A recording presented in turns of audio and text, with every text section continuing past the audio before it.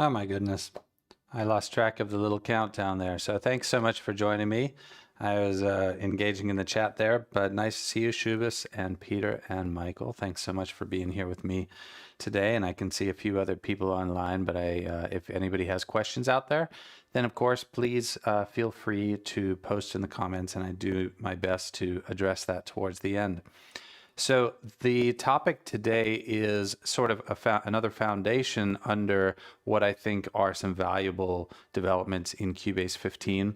And as I was working to try to make the most out of updates in Cubase 15, particularly the score editor and the expression maps, I was reminded that there are some very effective workflows, specifically between Dorico and Cubase. So this video functions as a bit of a reminder of what I think is actually the best workflow, certainly for me, but I thought I would illuminate and dive a little deeper into specific topics related to what the strengths or weaknesses are of Music XML or importing the Dorico project directly, which has been available since I think one of the service updates on 14 or maybe even 14 itself, but also MIDI. And I'm going to highlight what I like, but also why I like it and what maybe caveats for others of you out there who have slightly different workflows, right? So in short, the best workflow that works for me is MIDI. And the reason for that is that I get all of the CC, key switch, and channel data that I use to make the playback correct, right? So the playback from we could use expression maps. Let's talk about a couple of the ways that this really is intended to operate, is that whether you're in Cubase or Dorico, you have an expression map that dictates how different samples get triggered in order to get the most realistic and most expressive result from your composition. And unfortunately, that information really just still doesn't translate easily enough between Dorico and Cubase for it to be not an encumbrance, right? So for me, and I think for anybody who's given it a shot, if you really seriously want to take your MIDI from Dorico into Cubase and do more with it there's a significant effort in reconnecting all the sort of hoses and cables to make it work properly with your expression map. Now, there's huge advances. Maybe the most significant for me, which I covered recently in one of my live streams, is that you can now drag and drop an exported Dorico expression map straight into the expression map editor in Cubase 15. You could not do that in Cubase 14, and it interprets a lot of it correctly. Not all of it correctly, but it does a great job, and it certainly makes the process of getting an expression map from Dorico into Cubase a lot easier, a lot less sort of nitpicky stuff. And one of the things I really love about this new drag and drop feature is that when you drag it in, it connects it up with all of the graphical or text-based glyphs and labels for your actual score. So if you drag in, for example, Dorico expression map that has tremolo, it'll actually not only interpret it as tremolo, but it'll connect it with the traditional tremolo markings.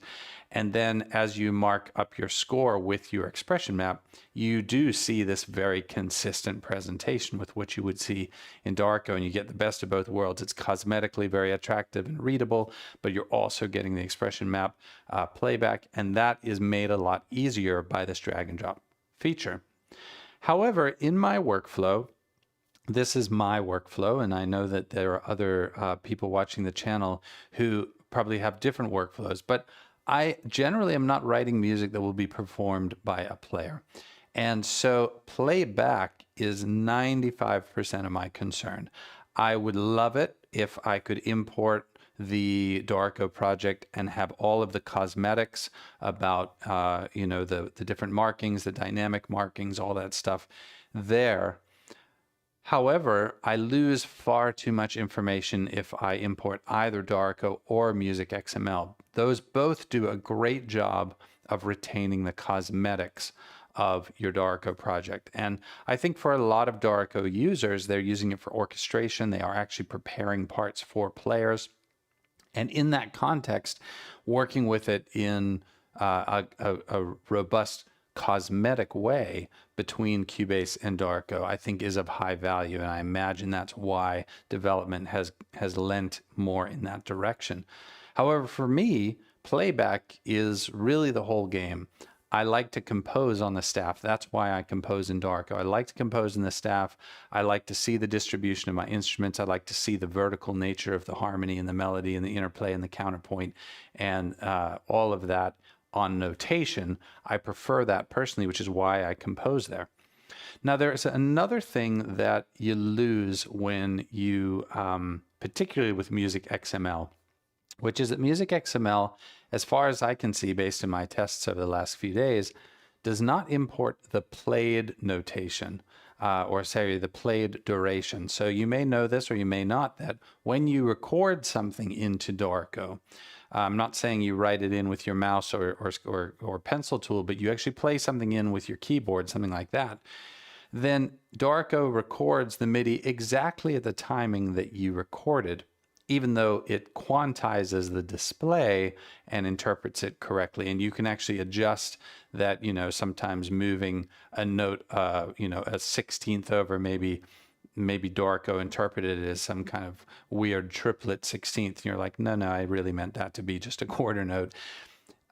You adjust that, but it retains the played duration. And you can see that in the Dorico key editor. You can actually see the dark line at the bottom under the MIDI note is the played duration, and then the notes sort of bulk is adjustable as or actually I think it may be the other way around. One is showing you the played duration, which is what you actually recorded. The other is the notated duration. It's actually showing you precisely what the notation should look like.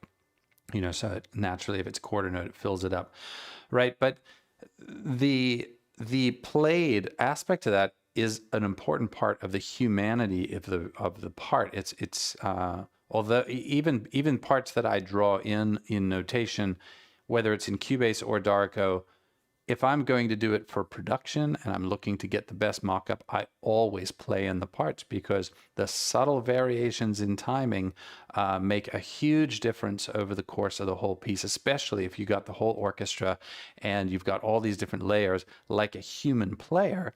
Not everybody's going to hit the note at exactly the same time. There's going to be slight offsets. So playing those parts is really great. And you lose that when you bring Music XML into Cubase. You do not lose that when you bring in Dorico, and you do not lose that when you bring in MIDI. Now, Dorico will recognize way more in the way of articulations and dynamics. MIDI, basically, as far as I can see, MIDI will recognize staccato and legato. That's it. Tenuto, you're out of luck. Accents, you're out of luck. So MIDI doesn't, but that's not what MIDI does, right? MIDI is not designed to track this sort of semantic part of notation. It is just data. And therein lies an important understanding of how and why Cubase and Dorico are not yet totally simpatico, because Dorico has been designed fundamentally around the semantics or the meaning of your notation, whereas Cubase is just basically computing bits and bytes, ones and zeros. It is a data-driven MIDI model, not semantic. They are making improvements and bringing more semantics in, the new expression maps, allowing groups, exclusion groups. The extension of different offerings there is definitely an effort to make the Cubase expression map world much more semantic, but they are still fundamentally different, and that's an important part of the challenge. So over here on my right, because I'm talking a bit too much, this is what I'm going to show you. Is you don't have to drag the expression map, you don't have to import the expression map, you don't have to do any of that, because if you bring in MIDI, everything's retained. I'm going to show you that. Played duration, for me, that's an important part of my workflow. I want the MIDI that comes, I want the import into Cubase to have that humanity. If that's not important to you, Music XML is fine. Really, any of these three is fine. MIDI and Dorico are going to convey that Music XML will not. A unified workflow, I think, is an important part of one's general workflow. You want to have it as unified as possible. And in my context, and I'll demonstrate this here, I have actually one expression map that I use for all the instruments within a family. So I have a winds, a brass, and a strings expression map. I just have one. I don't have, you know, one for the basses and one for the cello and one for the viola and so on and so forth. That makes it a lot easier for me to bring that information into Cubase. I could probably even unify it into one expression map that just has a whole lot of things in it that don't get used by different families. That's kind of a different issue, but if you want to dive into that more, let me know in the comments, and also refer to my other videos about channel switching, because that's at the heart of why I love channel switching over key switching, is precisely because it allows me to unify, come up with unified expression maps that I can reliably apply anywhere to any tonal instrumentation. Let me dive in here and take a look at what that looks like. So if I'm in Dorico here, I've got this simple string part. I think it's going to play back. Let me throw on my headphones and see what this sounds like.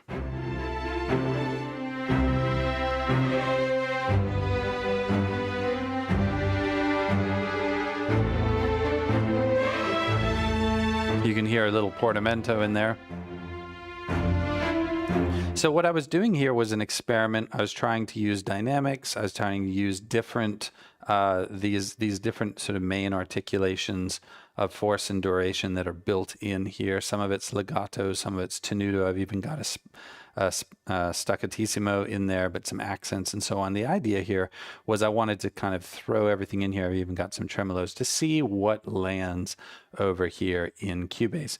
And the idea is to get the playback as consistent as possible. Now, when I imported, so I took this exact piece here and I imported I exported Music XML, I exported MIDI, and then I saved the Dorico project, and then I ran tests opening up Cubase, and I imported the Dorico project, then I imported the Music XML, then I imported the MIDI, and I looked at what was strong, what was weak. And the problem with Dorico and Music XML is you're not going to get key switches, you're not going to get CSS. Sorry, not CSS, I'm in the wrong headspace. CC controller messages. You are going to get notes and you're going to get velocities. Now, what you do get with Dorico and Music XML is more semantics. So, for example, you can see that I've got dynamics here on my viola, quite a lot of dynamics. You'll see that there's also staccato and tenuto and legato, right? But if I open that part up here, you can see that in MIDI, it's retained all the CCs, which are crucial to my particular workflow. I use that for switching a lot. But here, if I switch this to the score editor, you can see that, let's look at not violin, but viola in the score editor. You can see I don't have any tenutos, and it has recorded staccatos and legato, but I don't have tenutos, I don't have any dynamics, all that semantics is gone. And that can be really problematic if I was wanting and relying on any of that cosmetics, but the fact that it's bringing in all my MIDI CCs means that the playback is very easy. So if I'm willing to give up the dynamic display and also the display of things like tenuto or marcato, things like that, then I will actually still get the playback, because the MIDI import, my playback in Dorico is using CC70 values in the sine player. It also is controlling CC11 and CC1 through dynamics in the expression maps. So all that stuff is still getting sent to the sine player. All I need to do is come over here, configure my string section to go into this instrument. And if I were to go ahead and just disconnect from it in Dorico, and then reconnect over here in Cubase. Going to take a little while for it to think, I think. It's having a problem playing back for some reason. But you can even hear that it, this is weird actually. This was one significant problem that I encountered with the Dorico or with MIDI, was this tremolo. For some reason, when I did the export of MIDI, instead of I don't know what it would have done really otherwise, since the MIDI does not convey semantics, but for some reason Dorico turned that tremolo into like quintuplets or weird rhythmic, I guess, approximations of the sound of tremolo. And then the MIDI that I got in Cubase was a mess. But here you can actually see right here, this is tremolo. It's so bizarre. So that's actually a real problem with the MIDI import, is that I don't want that at all. I don't want this to be changed rhythmically. So there is a limitation there, but that was the only one that I came up with where the playback was actually wrong in MIDI. Other than that, the playback was perfect because it's recording all the CCs.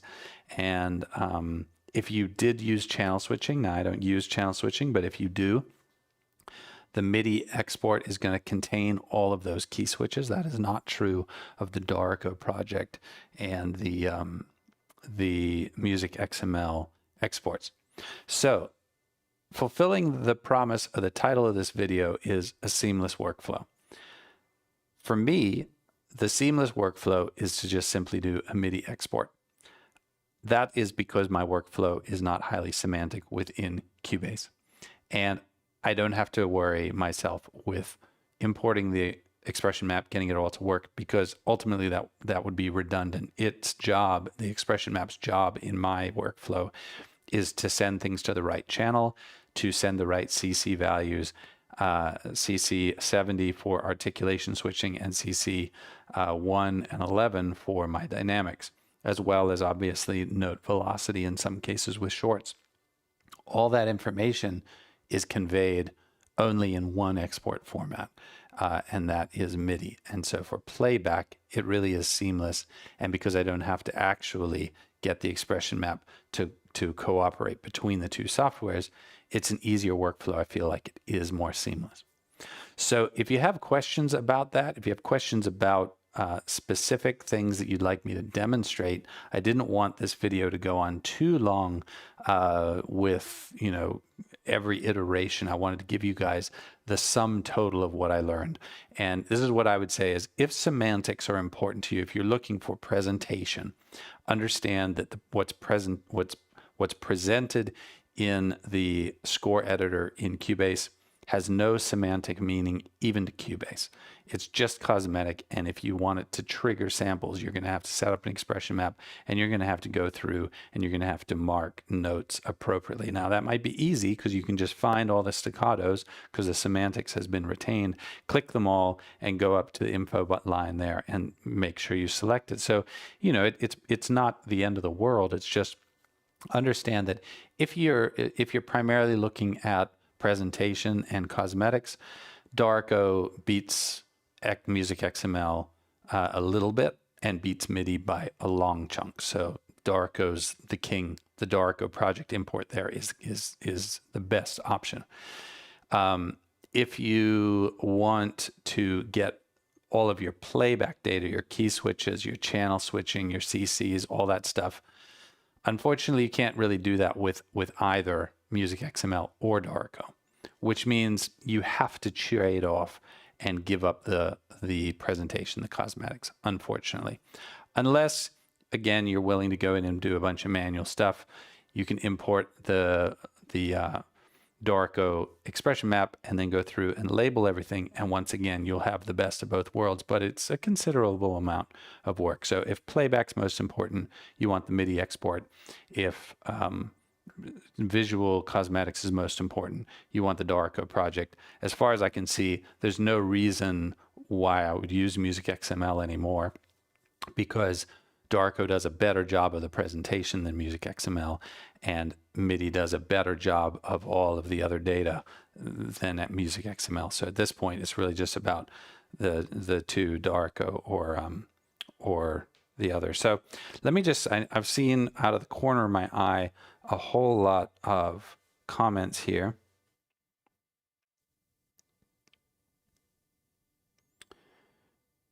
Yeah, I'm seeing comments specifically about, I'm going to have to go back and read through a lot of these because there's a lot here for me to catch up on. I don't want to just do that online here. But I'm scanning quickly to see if I see any questions.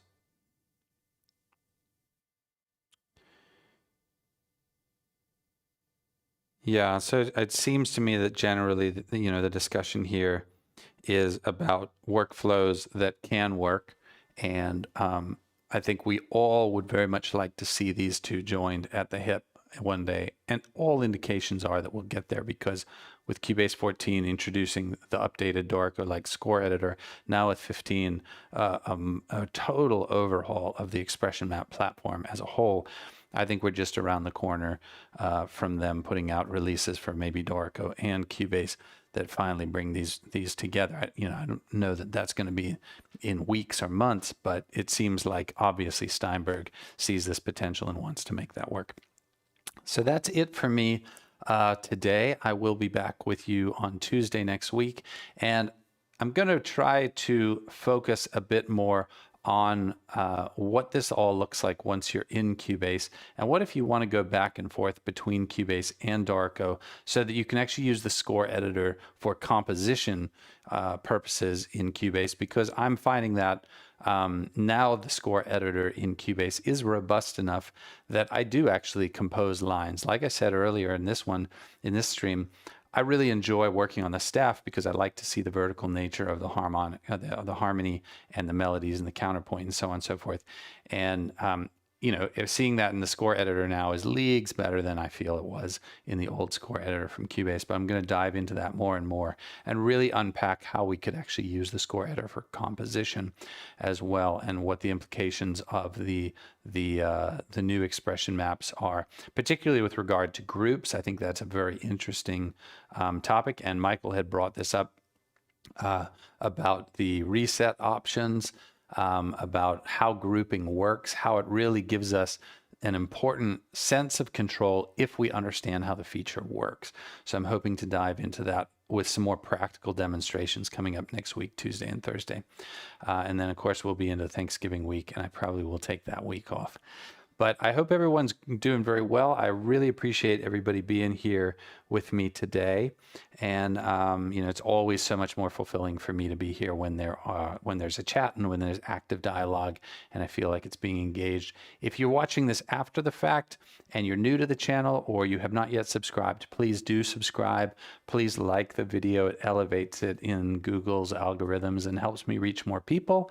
And that is something that I very much want to do, so that the channel can maybe be also a hub for communications between composers. I really enjoy that as that develops. So thanks again for watching. I hope everybody has a great week and weekend, and I will see you next week.